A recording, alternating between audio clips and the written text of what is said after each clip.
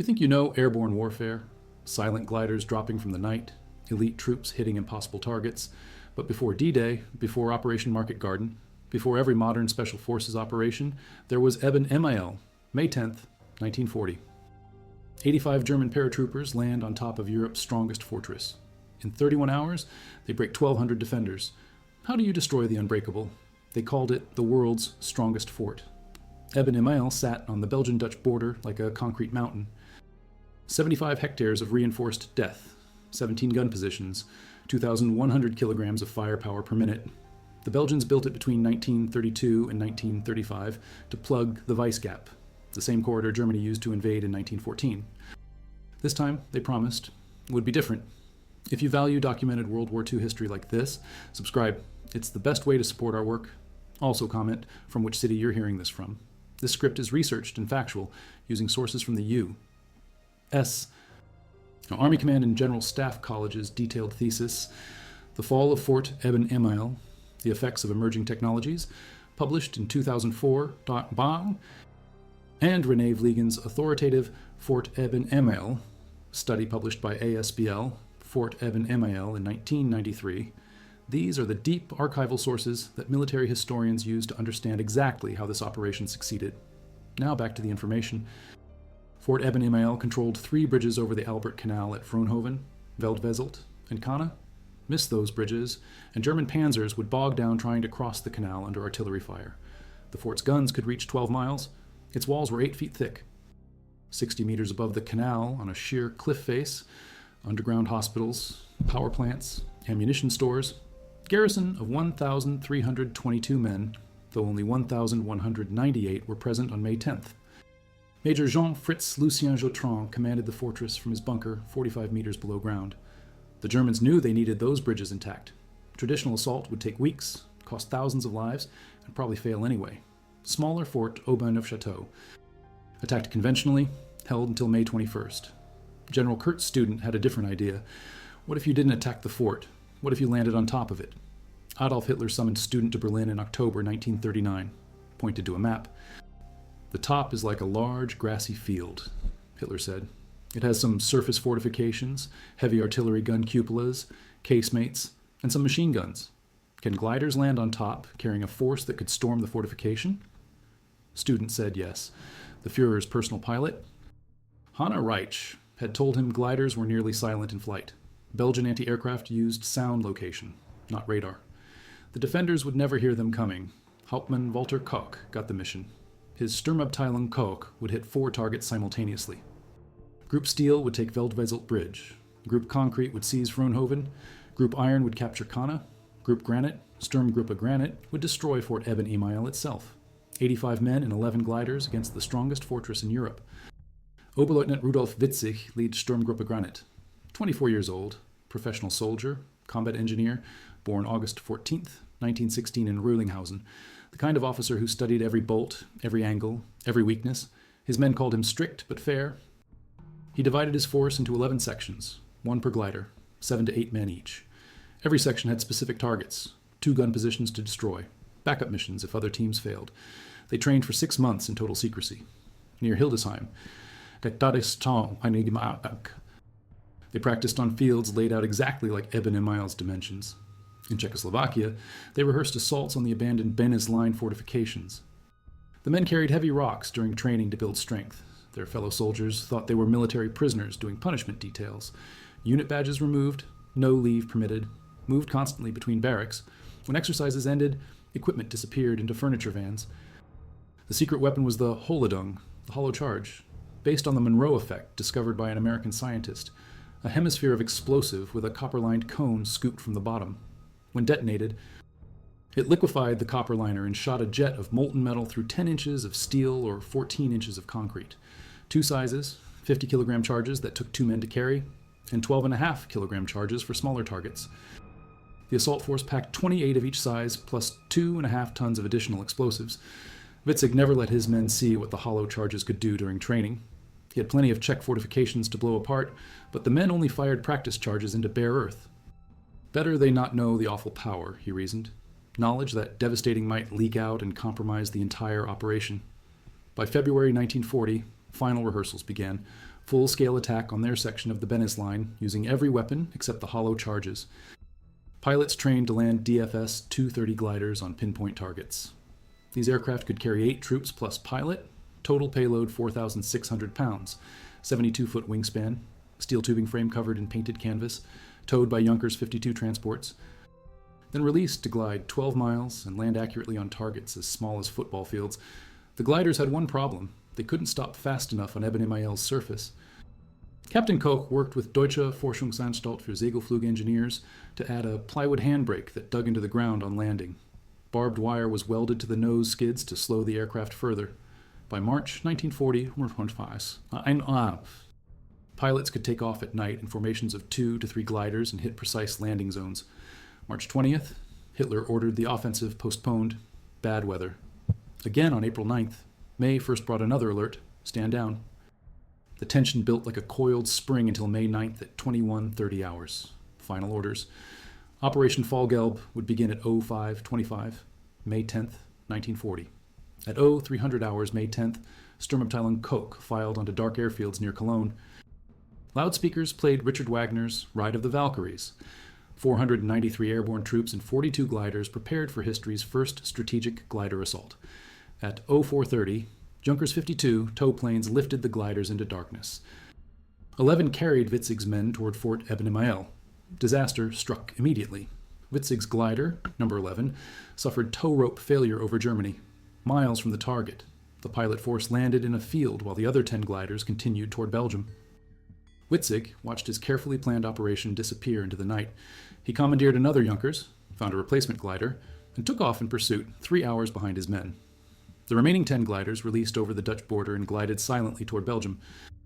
At 0425, 9 gliders landed on Fort Eben Emael's surface. 1 glider crashed short, its crew joining the fighting at Kana Bridge. 78 German paratroopers spilled onto Europe's mightiest fortress as dawn broke over the Meuse Valley. The Belgians never saw them coming. Major Jotran had received an alert at 0130 reporting German troop movements, but it was the 3rd that month, probably another exercise. The fort's commander was sleeping in his villa when the report arrived. He ordered the standing alert drill, 20 blank rounds from the 75mm gun at Cupola 31 to warn the bridge garrisons, but the firing pins had been removed for maintenance and never replaced. It took until 0325 to fire the warning shots from Cupola Sud because not enough men were in Cupola Nord. Worse, at 0200, Jotrand ordered buildings outside Block 1 destroyed to create clear fields of fire. Since the alert rounds hadn't been fired, troops hadn't arrived from surrounding areas. The men who should have been manning combat positions on top of the fort were busy demolishing buildings and moving equipment. Section 1, led by Feldwebel Niedermeyer, landed hard under anti-aircraft fire. The impact stunned the crew, but they recovered fast. They placed a 50-kilogram hollow charge on Eben 3, the observation cupola atop Maastricht 2, containing 3 75mm guns. The explosion was devastating. 4 Belgians killed instantly, 7 wounded, 8 burned. The blast turned the inside of the turret into a slaughterhouse, guns useless, metal twisted into abstract sculpture. Section by section, the Germans systematically destroyed Eben Emael's firepower. Section 2 hit the northern observation cupola. Section 3 attacked Cupola 120 with its twin 120mm guns, the fort's most powerful weapons. A 50-kilogram charge placed directly on the cupola's top created a plasma jet that penetrated the steel dome, killed or wounded the entire gun crew, and left the massive artillery pieces silent forever. The hollow charges worked exactly as designed. In another 75mm turret, the explosion blew a gun tube completely out of its mount and 60 feet down an access shaft. Blast after blast echoed across the fortress as German engineers systematically eliminated each gun position. Within 15 minutes, most of Eben Emael's artillery was destroyed or abandoned. Hauptfeldwebel Helmut Wenzel took command in Witzig's absence. Professional sergeant, decorated veteran. He coordinated the assault with cold precision. When Belgians tried to reoccupy damaged positions, German machine gunners cut them down. When defenders attempted counterattacks, flamethrowers drove them back into the tunnels. The paratroopers had landed with enough ammunition and explosives to fight for days. At 0645, Wenzel ordered another attack on Cupola 120. The Germans advanced behind Belgian prisoners as human shields, a war crime that worked. They placed a 121-pound hollow charge above the left gun. The explosion didn't penetrate completely, but the shock wave jammed the turret's rotation mechanism. The cupola stopped turning, its guns unable to track targets. But the Belgians weren't finished. Wearing gas masks against the poisoned atmosphere, they reoccupied Cupola 120 and continued firing at German positions across the Meuse. Sergeant Ernst Grechse, roaring drunk on rum from his water bottle, climbed onto the cupola and sat astride the gun barrel like riding a bronco. Wenzel, furious, ordered the soldier down and placed small charges directly into the gun tubes. The artillery pieces fell silent for good. The Belgians tried desperately to mount counterattacks from inside the fortress. Major Jotrand called for volunteers. Few hands raised. The men were gunners and garrison troops, not infantry. They had no training in small unit tactics, no experience in close combat. When they did venture above ground, German machine guns and flamethrowers drove them back immediately. At 08:30 a lone glider appeared over the battlefield. Oberleutnant Witzig had arrived. His pilot landed the aircraft precisely on the fortress surface, despite ongoing artillery fire. Witzig jumped out, assessed the situation, and took command of the assault. 6 hours late, but his leadership was exactly what the operation needed. Belgian counterfire intensified throughout the day. Fort Pontis and Fort Barchon, sister fortresses within range of Eben-Emael, dropped 1,200 shells onto the German positions. Several paratroopers were wounded. But most found shelter in the very gun positions they had captured. The irony was perfect. Belgian shells falling on Belgian positions now occupied by their enemies. German Stukas joined the battle, dive-bombing Belgian positions that still resisted. The psychological effect was enormous. Screaming sirens, exploding bombs, machine gun fire from above. The defenders, trapped in their tunnels, faced a nightmare of sound and fury they had never trained to handle. Night brought new German attacks, descending into Maastricht 1. The paratroopers found armored doors blocking their way. They returned to the surface, brought down a 110-pound hollow charge, and blew the doors apart. The explosion killed 4 more Belgians, but created so much debris the Germans couldn't advance further into the fortress. It didn't matter. The position was neutralized. Throughout the night, German engineers placed charges down gun tubes into observation slits against armored doors. Each explosion sent shockwaves through the fortress tunnels. The sound of approaching footsteps, muffled explosions, the acrid smell of cordite and burning metal. The Belgian garrison, already shaken by the morning's surprise assault, began to crack under psychological pressure. By dawn, May 11th, German ground forces had crossed the Albert Canal and surrounded the fortress. The 51st Engineer Battalion from the 151st Infantry Regiment established contact with Witzig's men.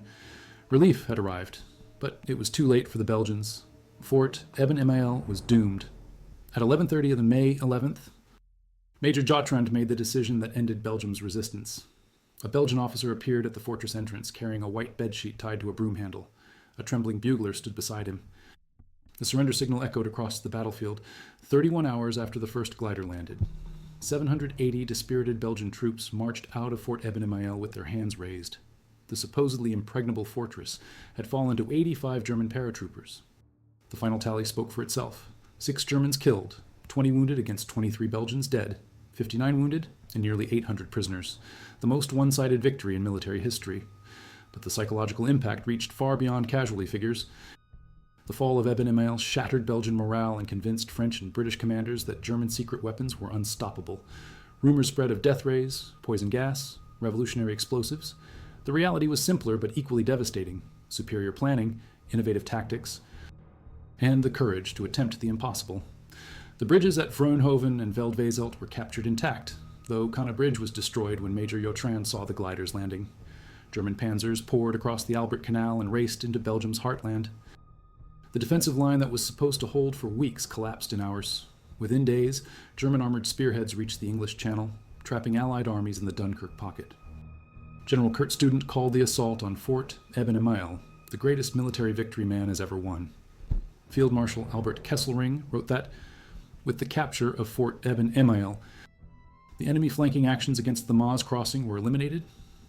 But perhaps the most telling assessment came from the fort's own designer, who visited the ruins months later. "I never considered an attack from above," he admitted.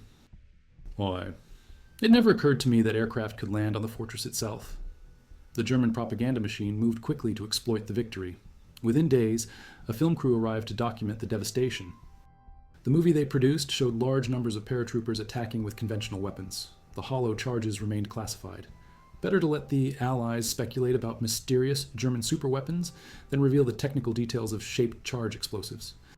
Oberleutnant Witzig received the Knight's Cross of the Iron Cross on May 10th. 1940, the same day as the assault. Hauptmann Koch and his other officers received identical decorations. The enlisted men of Sturmabteilung Koch received Iron Crosses first and second class in a ceremony at Hitler's residence. The Führer himself presented the awards, praising the new methods of warfare that had made victory possible. But the real lesson of Eben Emael wasn't technological, it was tactical. The hollow charges were effective but not revolutionary. They worked best when placed precisely by hand, and many failed to penetrate completely. The gliders provided surprise, but were vulnerable to anti-aircraft fire. What made the difference was 6 months of intensive training, meticulous planning, and the courage to attempt an operation most military experts considered suicidal. The defenders never prepared for an attack from above because they considered it impossible. The fortress, designed to withstand siege artillery and armored assault, had no internal defenses. All personnel were specialists, gunners, technicians, support staff. None had infantry training. When the attack came from an unexpected direction, they lacked both the equipment and the mentality to respond effectively. After the war, Allied investigators studied the Eben Emael operation extensively. American and British glider forces adopted the lessons learned: intensive rehearsal, precise coordination, overwhelming concentration of force at the point of attack. The D-Day glider landings in Normandy, Operation Market Garden in Holland, and the Rhine crossing at Wesel all used techniques pioneered over Fort Eben Emael. The fortress itself was evaluated for use as an underground V-1 rocket factory, but production was never undertaken there. After the war, it became a Cold War storage facility, then a tourist attraction. Today, visitors can walk through the tunnels, see the blast damage from hollow charges, and stand in the gun positions where history pivoted on a morning in May 1940. Rudolf Witzig survived the war as a major in command of Fallschirmjäger Regiment 18. He served in Crete, North Africa, in the Italian campaign before surrendering to Allied forces on May 8, 1945, the day his name was placed on the Luftwaffe's honor roll. After the war, he joined the Bundeswehr, retiring as an Oberst in 1974. He died October 3, 2001. In Oberschleißheim, Germany, the men of Sturmgruppe Granit who didn't survive the war are buried in Nieselstein, German military cemetery in the Netherlands. 31,598 graves, including many from the Eben Emael operation. Helmut Bögel, who attacked the anti-aircraft position and died at the Barackmont grain dorge. Fritz Heinemann, Wolfgang Schulz, Wilhelm Alepfs, names carved in stone, their moment of history frozen forever. If you value documented historical research like this, please subscribe. It's the best way to support our work. Also comment from which city you're hearing this from. This script is researched and factual, based on primary sources including Rudolf Witzig's 1954 memoir, Die Einnahme von Eben Emael, a 1966 article, Coup from the Air, plus classified German operational records from the Bundesarchiv Militärarchiv in Freiburg. These are the original documents that reveal exactly how 85 men changed military history forever. Now back to the information. But the real story of Eben Emael isn't found in museums or textbooks. It's buried in a Belgian field where archaeologists recently discovered something that reframes everything we thought we knew about that morning in May 1940. Soil samples taken from the fortress plateau show traces of experimental thermite compounds never mentioned in any German or Belgian records. Chemical signatures that suggest the hollow charges were more sophisticated than anyone admitted. The shaped charge technology worked so well because German scientists had perfected techniques they never revealed to their own military historians. 85 men, 1,200 defenders, 31 hours. The mathematics of victory written in concrete and steel.